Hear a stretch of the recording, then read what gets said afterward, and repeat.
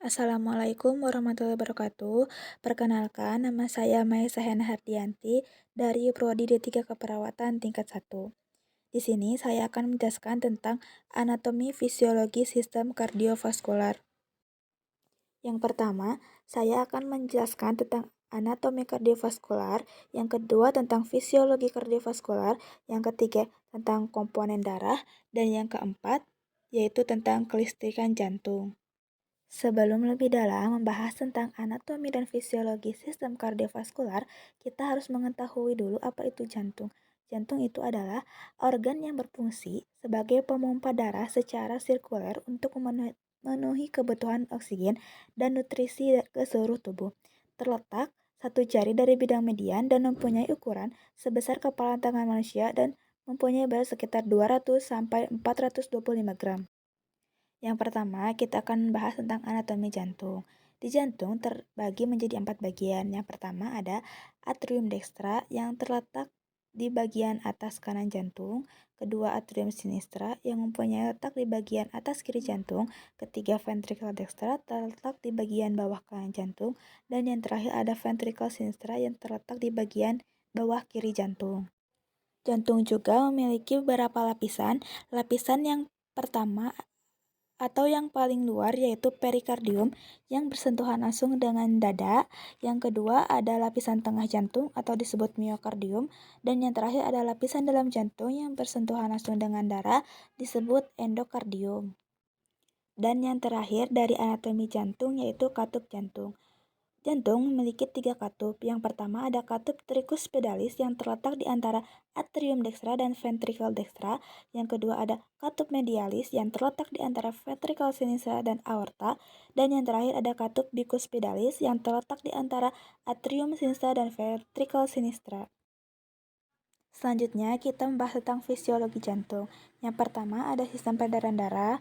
Sistem peredaran darah terbagi menjadi dua. Yang pertama ada sistem peredaran darah miskin oksigen yang melalui vena cava superior, atrium dextra, katup tricuspidalis, ventricle dextra, arteri pulmonalis, dan menuju ke paru-paru. Di paru-paru terjadi pertukaran antara oksigen dan karbon dioksida. Oksigen diikat oleh hemoglobin. Yang kedua yaitu sistem peredaran darah kaya oksigen, dimulai dari paru-paru, vena pulmonalis, atrium sinistra, katup bicuspidalis, ventricle sinistra, katup medialis, aorta, seluruh tubuh, sel, dan mitokondria. Di mitokondria terjadi metabolisme yang menggunakan bahan oksigen dan karbohidrat. Hasil dari metabolisme yaitu ATP atau adenosine trifosfat dan sisanya yaitu karbon dioksida yang akan dibawa lagi oleh darah menuju ke vena cava superior. Yang selanjutnya dari fisiologi jantung yaitu pembuluh darah. Ada beberapa pembuluh darah. Yang pertama ada pembuluh darah vena yang mengangkut darah yang kaya akan karbon dioksida dan miskin oksigen dari seluruh tubuh ke jantung. Yang kedua ada vena pulmonalis mengalirkan darah yang kaya oksigen dari paru-paru ke jantung. Yang ketiga ada pembuluh darah arteri yang mengangkut darah yang kaya oksigen dari jantung ke seluruh tubuh. Yang keempat ada arteri pulmonalis mengangkut darah yang kaya karbon dioksida dan miskin oksigen ke paru-paru. Yang kelima ada pembuluh darah kapiler yang mengalirkan darah ke seluruh tubuh hingga ke ujung. Yang terakhir yaitu ada koroner atau koronaria, yaitu pembuluh darah yang mengedarkan darah di jantung. Yang selanjutnya kita akan membahas tentang komponen darah. Komponen darah terbagi menjadi 4 bagian. Yang pertama ada eritrosit. Eritrosit atau sel darah merah berfungsi sebagai metabolisme tubuh. Eritrosit membawa oksigen dan nutrisi. Oksigen diikat oleh hemoglobin dan jumlah hemoglobin pada laki-laki berjumlah sekitar 4,7 sampai 6,1 juta mikroliter, sedangkan pada perempuan berjumlah sekitar 4,2 sampai 5,4 juta mikroliter. Sedangkan jumlah hemoglobinnya normal pada laki-laki yaitu 12 sampai 16, pada perempuan 12 sampai 14, dan pada anak-anak yaitu 9 sampai 12. Dan yang kurang dari jumlah tersebut maka akan menyebabkan penyakit anemia.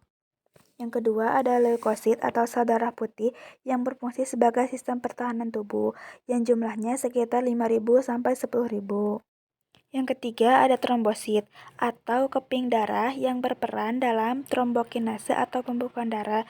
Jumlahnya sekitar 125.000 sampai 150.000. Yang keempat yaitu plasma darah. Plasma darah atau cairan darah memiliki fungsi yaitu untuk melindungi eritrosit, leukosit, dan trombosit.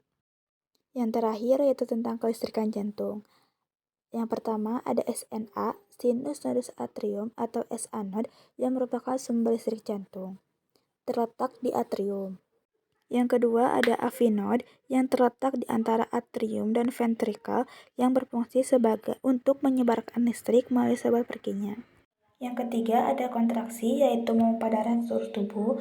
Keempat relaksasi menerima darah dari seluruh tubuh. Kelima yaitu polarisasi, proses penyebaran listrik pada saat kontraksi yang menyebabkan tekanan kecil atau jantung merapat yang dinamakan sistol. Yang keenam ada depolarisasi, yaitu pada saat listrik menghilang sejenak saat relaksasi dan menyebabkan jantung tidak ada tekanan atau disebut diastol. Tekanan sistol dan diastol yang normal yaitu sekitar 180/80.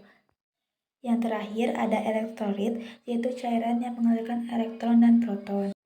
Ada beberapa cairan elektrolit, yaitu ada natrium, kalium, besi, magnesium, aluminium, dan Cl2NT. Mungkin hanya sekian penjelasan yang dapat saya sampaikan. Untuk kurang lebihnya mohon maaf. Terima kasih atas perhatiannya. Wassalamualaikum warahmatullahi wabarakatuh.